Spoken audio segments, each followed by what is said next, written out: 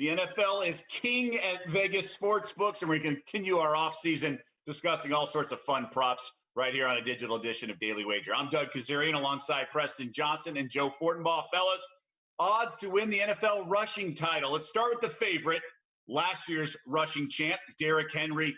3-1 odds after ripping off 1,540 rushing yards. Again, receiving yards out of the backfield do not count. Joe, where do you sit with this one? Pass. At 3-1, it's an absolute pass for myriad reasons, but I'll focus on just one. Henry led the league in attempts last year at 303. History hasn't been very kind to running backs who amass 300 or more carries when they come back the following season. Last 5 years alone, there have been 6 guys who have recorded 300 or more rushing attempts in a season. And the next year, they all came back to produce lower rushing totals. Some of them battled injury. Most, if not all, had a lower yards per attempt average as well. So this is a pass all the way across the board at 3-1, Doug.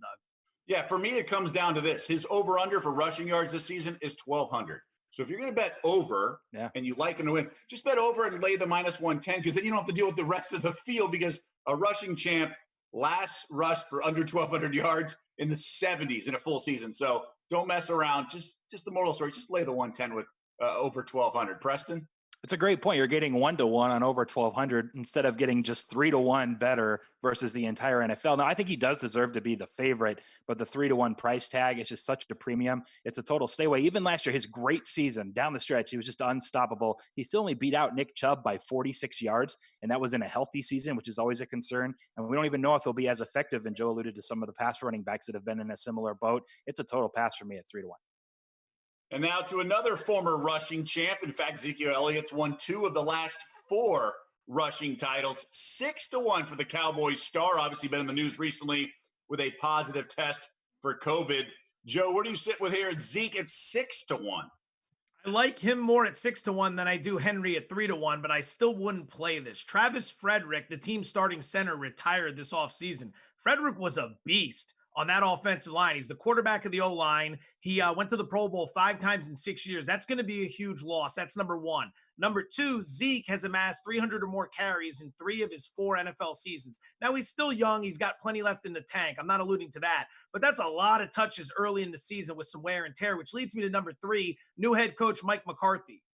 He's a step up over Jason Garrett, but I don't think that's saying a lot. And we don't remember great rushing attacks in Green Bay when Aaron Rodgers could have used that help on offense. So at 6-1, like I said, I like it more than Derrick Henry at 3-1, but I'm still not getting involved at that price. Yeah, to be fair, he's keeping the OC in Kellen Moore, so there could be some continuity there. But Garrett now the OC in the Giants, where we find our next running back, Saquon Barkley, 11-1.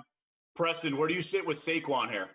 I'm glad you brought it up just because, Jason Garrett was in Dallas, but even last year, Kellen Moore was the first-time primary play caller. Really, Elliott won 2 of 3 years where Garrett was more involved in the offensive play calling. Now he goes over, and Saquon Barkley has the same talent. You know that Garrett likes to feed the workhorse in the backfield. They don't really have someone else that's going to steal a bunch of snaps or opportunity from Saquon Barkley, and they don't have a rookie Daniel Jones that they're just trying to kind of throw out there and see what they have. And Barkley, if he projects to be healthier than he was last year and play more games, at 11-1, that price is too crazy for me. I think he should be up there near the top with the Henrys, Ezekiel Elliott's, but we're getting, 2 to 4 times the value at 11-1. So I'm going with Barkley. Yeah, I'm there with you. I mean, this is a guy who really only had one incredible, monster game last year. If he has maybe 2 more, 3, then he could win the title easily. Now let's get to some less heralded players. Kenyan Drake, midseason trade last year. Obviously, David Johnson traded this offseason. He's now the guy in Arizona, 18-1. Joe, this is a guy you have circled here.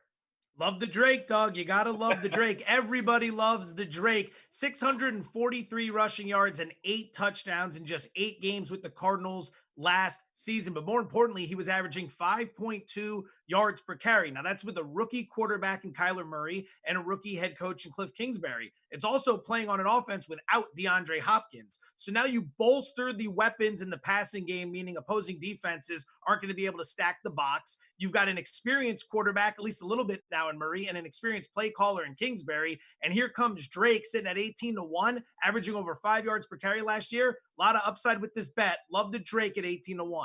Gotta love the Drake. Good Seinfeld pull. I have a couple guys a little bit higher odds.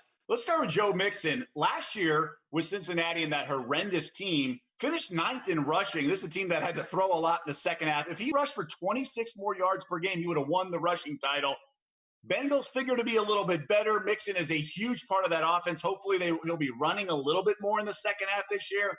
Could be a force, but it's still 20-1 for a guy who's been very productive in his brief NFL career. And the other one, definitely out of left field, is Cam Akers, the rookie out of Florida State. 40-1. He's going to the Rams, currently not listed as the starter, but could very well become the starter. And this is a guy who had to deal with a bad quarterback play at FSU and a really bad offensive line. If he had any sort of like teammates around him, he would have been a first-round pick. I think he's a total stud, and the McVay way could have huge production in that Rams offense. I'm not saying he is Todd Gurley, but at 40-1, I think I'll take a flyer on Cam Akers. Neither of you guys are nodding, but that's okay. That's okay. That's what 40-1 long shots are for. All right, fellas, good stuff. As always, we'll have much more NFL coverage coming up. Who's going to lead the league in passing? Who's going to lead the league in receiving?